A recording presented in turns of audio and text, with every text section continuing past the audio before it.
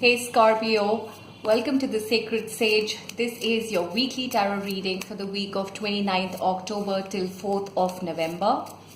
Please note that this is a general reading. It may not resonate with all of you, so do not forget to check the readings for your sun sign, moon sign and rising sign.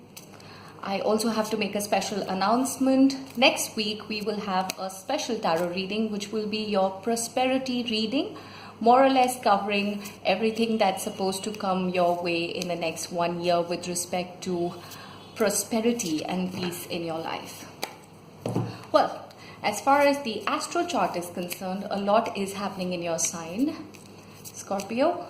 Venus this week is going to actually vanish away from the night sky, right? It's retrograde in your sign, but then it is going to vanish from the sky, which is not a great sign because that's a time when you're supposed to be most vulnerable. A lot would happen with respect to love. A lot would happen with respect to your personal relationships. Things that were not on the surface, as I said earlier as well, are likely to come to the surface. Things that don't serve you are about to go away. So yeah, be prepared for that. When Venus vanishes from the night sky, that 1 day or maybe 24 to 48 hours may not be easy to handle. But then the good part is that it's gonna shine up again in the sky the very next day, right? So we should be able to handle it, isn't it? Let's see what the tarot has to say for your week ahead.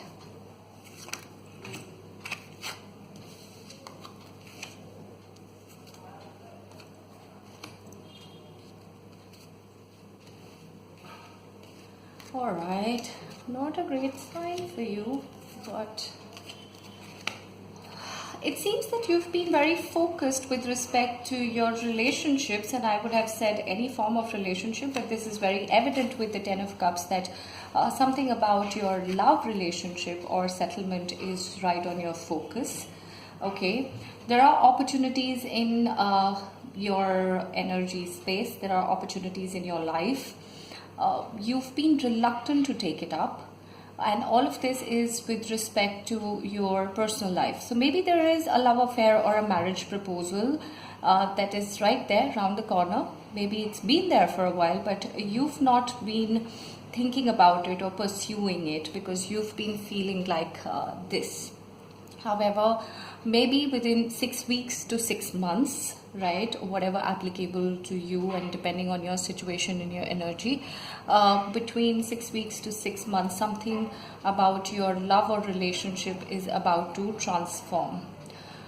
I would like to highlight the fact that as long as you are in this space, which is the energy of the Eight of Swords, right, I don't think you will be able to accept anything that the universe has to offer. I think you are in a space where you probably are not willing to look at things which are real. You've been living in some kind of a fantasy land. You've been thinking of equations from a very different perspective, and that's why whatever is real, what the universe wants you to take up, you are blocking it.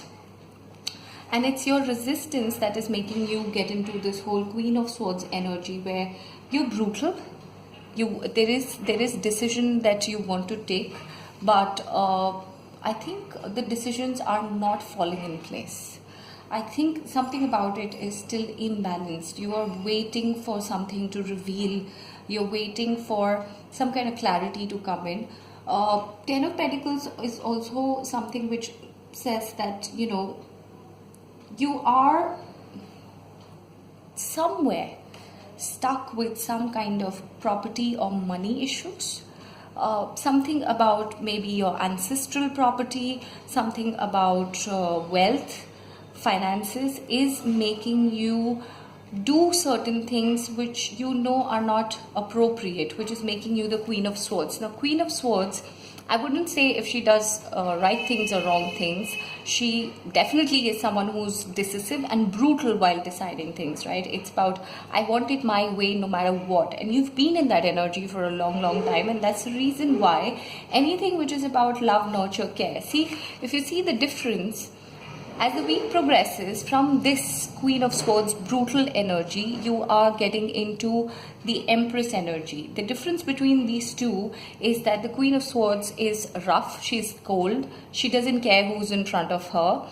The Empress, however, is loving, is nurturing. This is more feminine, right? And as you embrace the feminine side of you, as you start to give more love and care to people around you, including your own self-love, as you start to work on that, maybe this becomes much more easy, because as of now, everything in your life has been about money and power and ancestral property or wealth.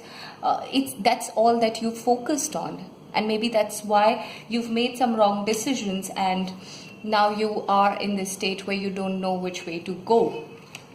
I would say that there is someone who is also the King of Swords in your life, which means a person who is in authority, who reciprocates to this whole brutality and being so curt and cold energy. I think he is going to surface up, and this male figure in your life could be your father, could be your life partner, could be your elder brother. This person is going to help you navigate through this. But very clearly, I would want to say that if your focus is love, relationship, or marriage, then Scorpio, please sit back, think about the decisions that you've made in your life. You definitely know what are the wrong things that you've done in life. You know when is it that you crossed the line, and that is why you are here. It's okay to accept your mistakes. It's okay to understand that love and your own need for love is as important as being hungry for wealth and power. So make the right decisions, and I'm sure something nice will turn up for you. Take care, Scorpio, and a very happy birthday to you.